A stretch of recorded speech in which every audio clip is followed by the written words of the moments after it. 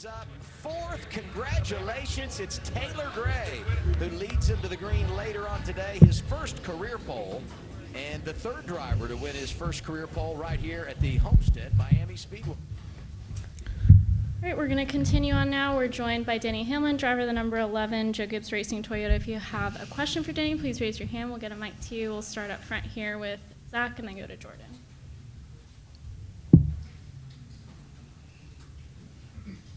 Zach Sterniolo, NASCAR.com. Denny, what is it about Homestead that makes it such a driver's racetrack? It feels like this place is a really good litmus test for who is good at adapting throughout the course of a race. What is it about this place that allows for that?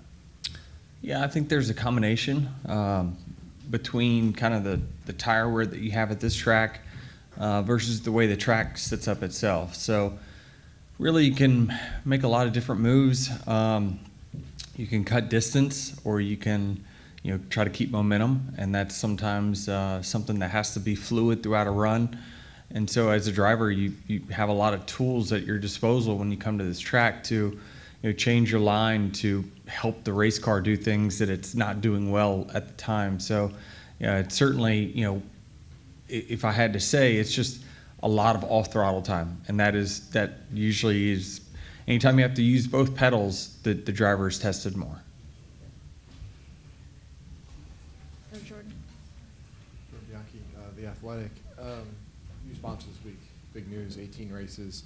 You've kind of talked about it before in different interviews of how just that, I don't want to say uncertainty, just kind of not having that primary sponsor. Now that you've got these slots filled, what does that do, kind of elevating that pressure off of you a little bit?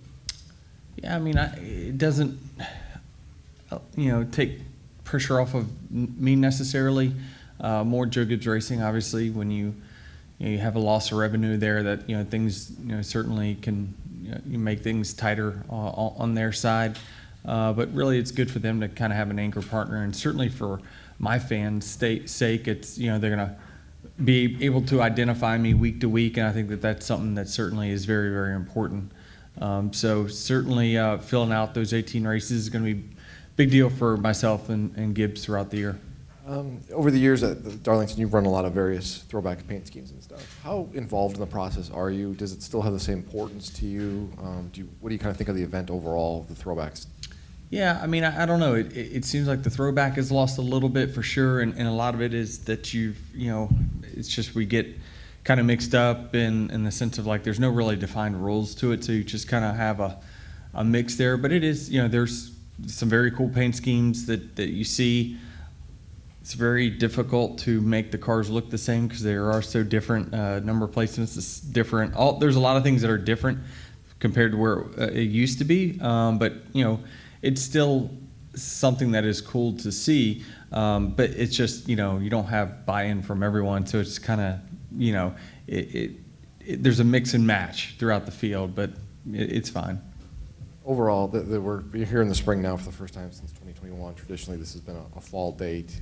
Where would you like to see Homestead kind of fall on the calendar, whether the playoffs, the spring, championship, et cetera? Yeah, I mean, I certainly like to see it play a bigger factor in our championship, whether it's, in the playoffs or just part of the championship race or round or whatever it might be. I would like to see it part of that because we just talked about how the driver makes a bigger difference at this racetrack than necessarily the car. We'll go to Holly next, and then Tim.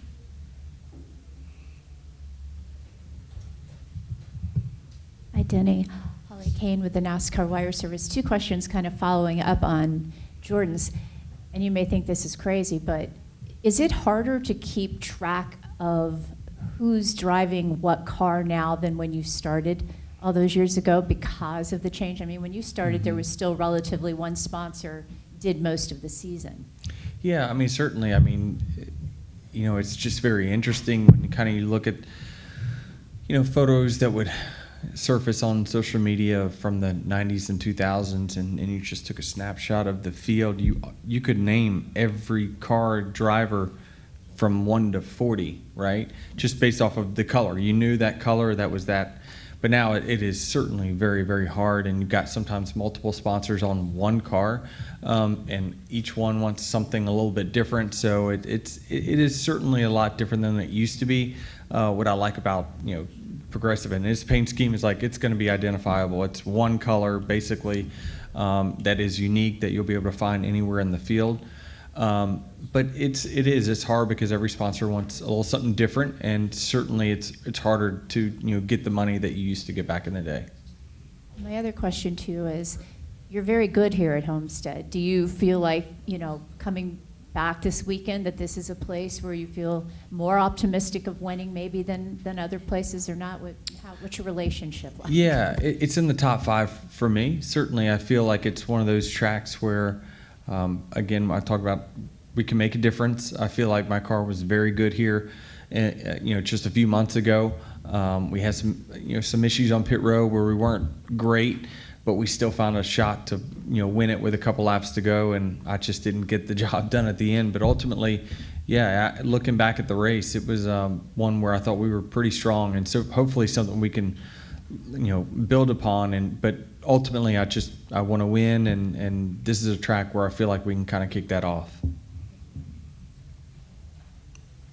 Denny, Tim Kettle, Famo Motor Racing Network to your right. A couple questions I want to ask you looking ahead to Martinsville next week. I know you're focused on Homestead this week, but looking ahead, do you have a favorite memory at that racetrack, either as a fan or as a driver over the years? Yeah, I mean, my favorite memories, honestly, is just being, every time going there, being in a 3-horse race with myself and Jeff and Jimmy. You could just mark it down that the 3 of us were going to run 1, 2, 3, or be it 1, 2, 3 during the course of the race. And so, just learning so much from those guys. That is just my favorite memory, which is not one single memory, but just going there knowing that I was going to have to outduel 2 of the best in our sport. It was just a really fun time. And to that point, what makes Martinsville such a challenge with all the races you have run there as the cars have evolved over the years? What is the one thing that is the most challenging? Nowadays it's track position. Certainly the cars are so close in speed compared to what they used to be. I actually saw a graph this weekend just from where Next Gen has gone, even at a track like Homestead, the disparity between the first and the last place car. It was, say this much in year 1 of Next Gen, and it's just everyone's the same.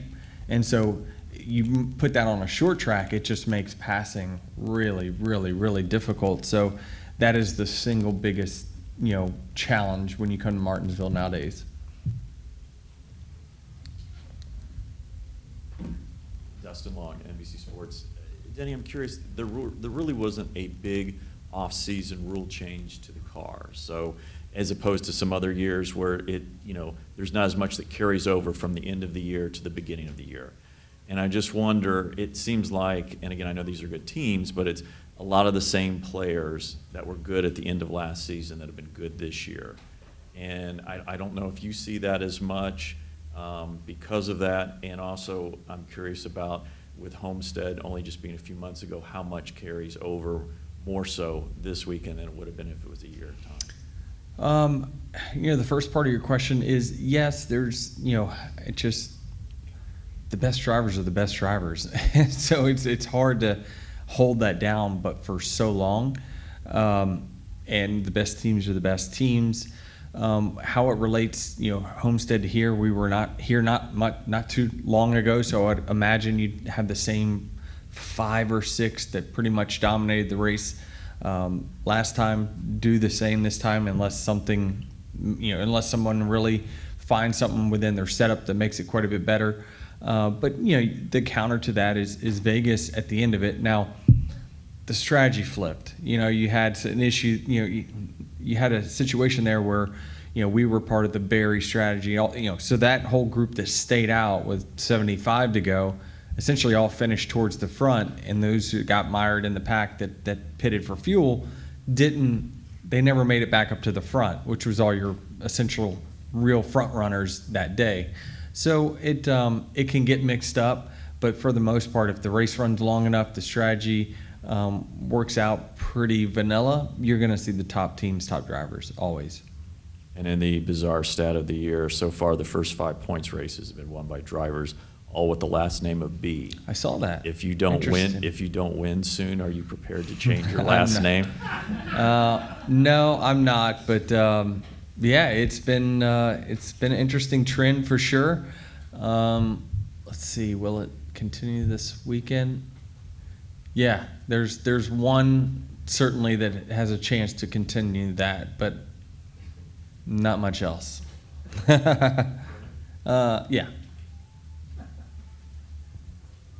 Hi, Denny. Dalton Hawk was a fun stretch. I also wanted to talk about Martinsville real fast. So next, with all the changes that have happened with the next-gen car and Goodyear doing some experimenting on their tire, the short track tire, do you feel like short track racing has gotten better since the inception of the next-gen car, and what else needs to change to get where it needs to be?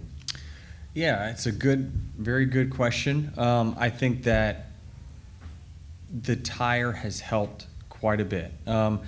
Now, it's been an evolution, though, because like I talked about, when the disparity from the fastest car to the slowest car was much bigger when we started next gen, it was still tighter than what it was with the Gen 6 car. Over time, it has tightened up, but what the tire is doing is starting to spread that back out in the long run. So it's certainly bringing a lot of positives.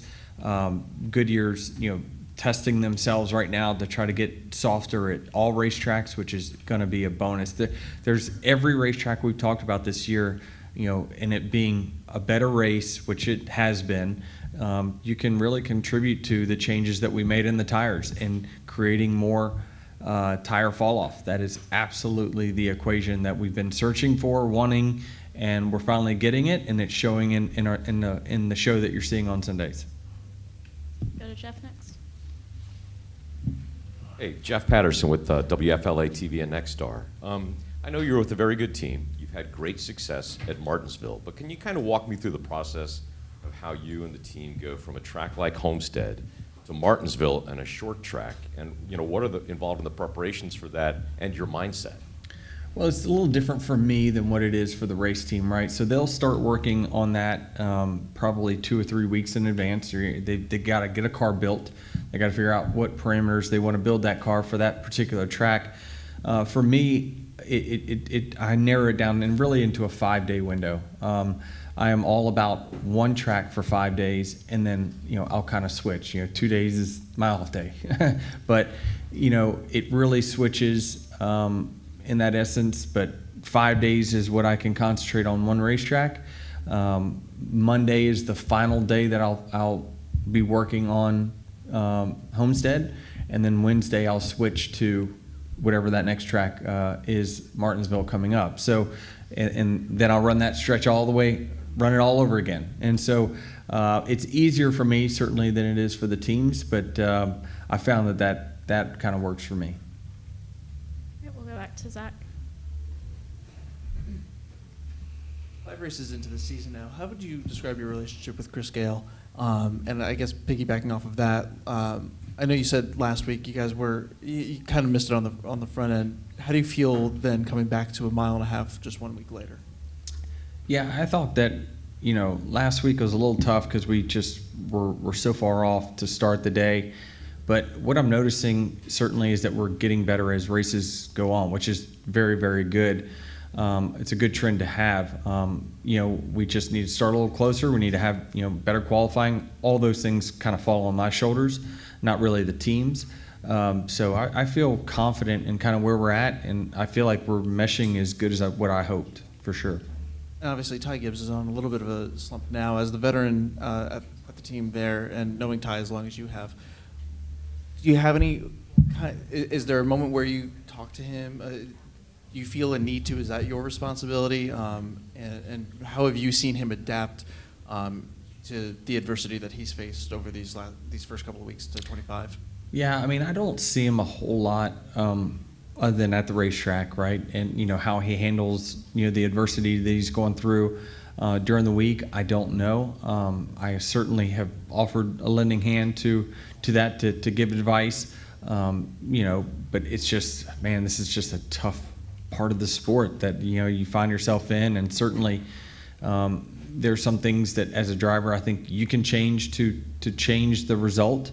Other things sometimes fall in the luck bucket. But still, you know, sometimes, you know, if you get crashed a lot, sometimes you're happen to be running in the place that gets crashed a lot. So you got to figure out how to get out of that. So certainly he's in a slump, no doubt about it, and you just got to find a way to grind through it. This is a long season. We could be talking about 10 weeks from now how much he's turned it around. So it can change in this sport that quickly. All right, Denny, that looks to be all the time we have. Thanks so much for coming in, and good luck this weekend. Thank you. Just a quick reminder to the media, we will have drivers in the top 25 points positions begin